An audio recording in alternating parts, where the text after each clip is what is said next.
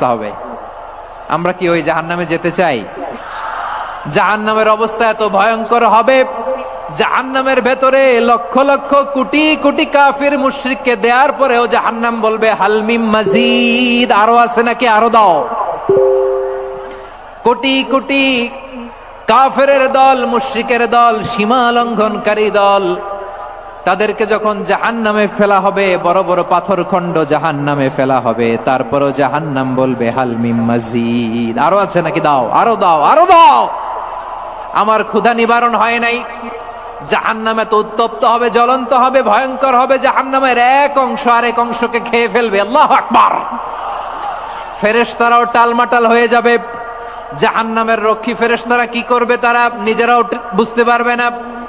কোটি কোটি মুশরিক কাফেরদেরকে জাহান্নামে নিক্ষেপ করার পরেও জাহান্নাম ঠান্ডা হবে না, শান্ত হবে না, বলবে হাল মিন মাজিদ, আরো আছে নাকি, আরো দাও। তখন আল্লাহ তাআলার কুদরতি পা জাহান্নামের ভেতরে ঢুকিয়ে দিবেন। সুবহানাল্লাহ পড়তে পারলেন না মজা করে? কোনো কিছুতেই যখন জাহান্নামকে শান্ত করা যায় না, আল্লাহ তাআলা তার কুদরতি পা জাহান্নামে ঢুকিয়ে দিবেন। দেয়ার সাথে সাথে জাহান্নাম থেকে আওয়াজ আসবে, কাত কাত বিইজ্জাতিকা ওয়া বিকদরিক, আল্লাহ বিইজ্জাতিকা ওয়া বিকারামিক, আল্লাহ আপনার ইজ্জতের কসম, যথেষ্ট হয়েছে, এনাফ এনাফ, আর লাগবে না। সুবহানাল্লাহ বলেন। ওই ভয়ঙ্কর জাহান্নামে আমরা যেতে চাই কেউ? আমরা সব সময় ওই জাহান্নাম থেকে আল্লাহর কাছে পানাহা চাই। আওয়াজ করে বলেন ঠিক কিনা? বিশ্বনবী সব সময় আল্লাহর কাছে আল্লাহর জান্নাত চাইতেন, আল্লাহর জাহান্নাম থেকে পানাহা চাইতেন। তিনি বলতেন আল্লাহুম্মা ইন্না নাসআলুকাল জান্নাতা ওয়া নাউযু বিকা মিনান নার, আল্লাহ তোমার কাছে জান্নাত চাই, তোমার জাহান্নাম থেকে পানাহা চাই। আবার আমরা যখন দোয়া পড়ি, আমরা পড়ি রব্বানা আতিনা ফিদ দুনিয়া হাসানাতাও ওয়া ফিল আখিরাতি হাসানাতাও ওয়া কিনা আযাবান নার, আল্লাহ দুনিয়ার কল্যাণ দাও, আখিরাতের কল্যাণ দাও, জাহান্নামের আগুন থেকে বাঁচিয়ে দাও। পড়ে আমিন। ওয়া কিনা আযাবান নার মানে কি?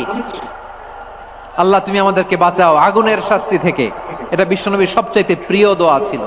নবী যখন তাওয়াফ করতেন, প্রতিটা তাওয়াফে তিনি এই দোয়াটা পড়তেন। রুকনে ইয়ামানি থেকে হাজরা আসওয়াদে যখন তিনি যেতেন, এই দোয়াটা পড়তেন, রব্বানা আতিনা ফিদ দুনিয়া হাসানা ওয়া ফিল আখিরাতি হাসানা ওয়া কিনা আযাবান নার, আল্লাহ দুনিয়ার কল্যাণ দাও, আখিরাতের কল্যাণ দাও, আল্লাহ জাহান্নামের আগুনের শাস্তি থেকে তুমি আমাদেরকে বাঁচাও। আওয়াজ করে সবাই পড়ুন আমিন। তাহলে বিশ্বনবী ওই জাহান্নামের ব্যাপারে আমাদেরকে সতর্ক করেছেন। এজন্য আল্লাহ তাআলা বিশ্বনবীর নাম দিয়েছেন নাযীর, সতর্ককারী, ওয়ার্নার। আল্লাহ বলেছেন নবী আপনারে আমি শাহিদ মানে সাক্ষ্যদাতা বানালাম, মুবাশশিরান আপনারে আমি সুসংবাদ দাতা বানালাম, নাযীরা আপনারে আমি সতর্ককারী বানালাম। 4 নম্বরে ওয়া দাঈয়ান ইলাল্লাহি বিইذনিহি, আপনারে আমি দাঈ ইলাল্লাহ বানালাম। সুবহানাল্লাহ পড়েন। আপনাদের মনোযোগ আছে না গেছে? মাশাআল্লাহ মনোযোগ আছে তো? আমি তো ভাবছি বোরিং হয়ে গেছে। স্লোগান দিতে মন চাচ্ছে। ওকে, স্লোগান ইজ অন।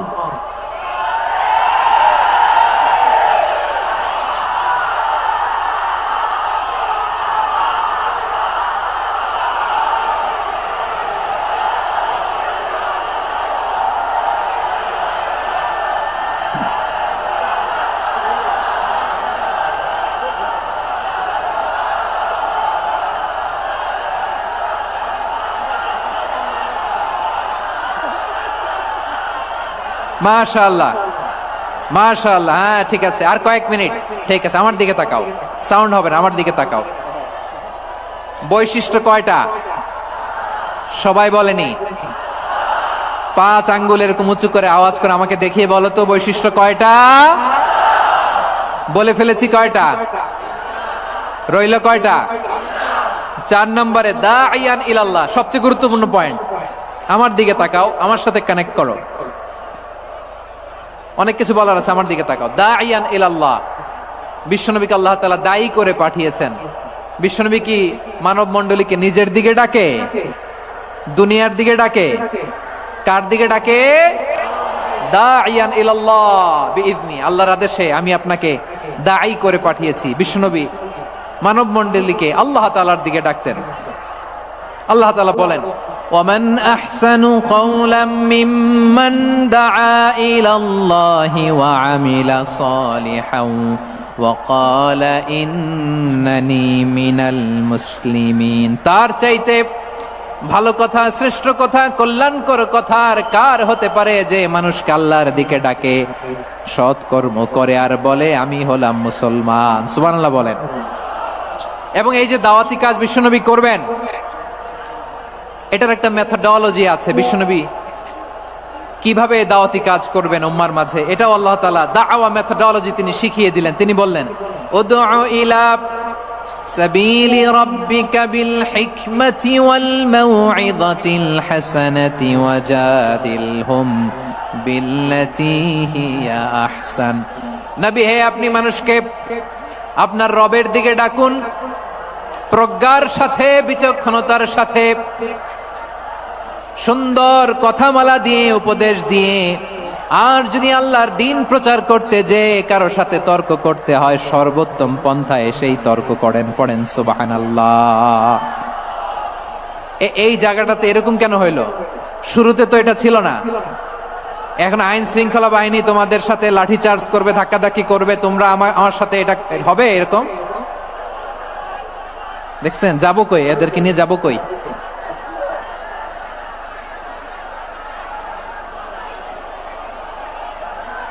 তোমরা তো ব্যথা পাবা, ব্যথা পাবা তো। বসো না, বসো না, সবাই বসতে পারলে তোমাদের কি, বসো বসো। এটা এটা এটা আমি এখন পরিকল্পিত কিছু হতে পারে এই ধারণাও করতে হবে আমাদের। লক্ষ লক্ষ মানুষ বসে আছে, তোমরা একটু শান্ত হবা না? হ্যাঁ বসো। আর 2টা মিনিট একটু কোঅপারেট করো। 2 মিনিট, 2 মিনিট একটু কোঅপারেট করো। জি জি পুলিশ ভাইরা, হ্যাঁ আস্তে আস্তে, জি বসে বসে যাবে। হ্যাঁ ঠিক আছে, 2 মিনিট, 2 মিনিট। এই বিভাগে আমার আর আসা হবে না, আমি একবারই তো আসলাম। সো যা বলার তো আমি এখনই বলতে হবে, এমন না যে আমি আবার সুনামগঞ্জে আসবো, হবিগঞ্জে আসবো। খুবই গুরুত্বপূর্ণ কয়েকটা কথা আমি রাখবো তোমাদের সামনে। বসো, শেষ করে দিব। এই তো আর 10 মিনিট সময় আছে আমার হাতে। বসো, মাশাআল্লাহ। এই ঠিক আছে, বসো বসো বসো। প্রিয় ভাইরা, উদউ ইলা সাবিলি রাব্বিকা বিল হিকমা। আমরা হিকমতের সাথে দাওয়াতি কাজ করতে চাই। হিকমা মানে কি? হিকমা মানে হচ্ছে knowledge plus common sense equals to হিকমা। আল্লাহর দেয়া কোরআন সুন্নাহ এবং আপনার কমন সেন্স দুইটাকে একসাথে মিক্স করলে এটা প্রজ্ঞা হিসেবে রিফ্লেক্ট করে। শুধু কোরআনের আয়াত মুখস্থ করলেই হবে না, হাদিস মুখস্থ করলেই হবে না, এটা কিভাবে উপস্থাপন করতে হবে সেটাও জানার দরকার আছে না নাই? কি বলতে হয়, কতটুকু বলতে হয় সেটাও জানার দরকার আছে না নাই? সেটার নাম হচ্ছে হিকমা, প্রজ্ঞা। এই প্রজ্ঞার সাথে, বিচক্ষণতার সাথে আমাদেরকে দাওয়াতি কাজ করতে হবে। বিষ্ণু ইসলামের দাওয়াতি কাজের পন্থা, দাওয়াতি কাজের পন্থা 2-1টা শেয়ার করে আলোচনার ইতি টানবো ইনশাআল্লাহ। হ্যাঁ পেয়েছি পেয়েছি, আর হাত দেখানো লাগবে না। বসো বসো। আমি মেহেরবানি করে ড্রোন কভারেজ আপাতত বন্ধ করতে বলবো, আপাতত সরিয়ে ফেলেন। ড্রোন দেখলেই সবাই হাত দেখায়। হ্যাঁ চলে যাক, আমার দিকে তাকান। মাশাআল্লাহ, এই তো ঠান্ডা হয়ে গেছে। হ্যাঁ এদিকে তাকাও। আমার প্রিয় ভাইরা,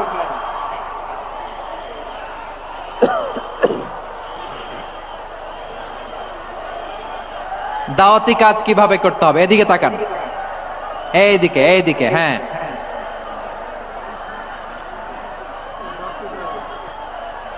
এইদিকে তাকান, এইদিকে। ঠিক আছে, দাওয়াত দিতে হবে গ্রাজুয়ালি। তাকিয়েছেন আমার দিকে, তাকিয়েছেন সবাই? মাশাআল্লাহ, ভেরি নাইস অডিয়েন্স, মাশাআল্লাহ।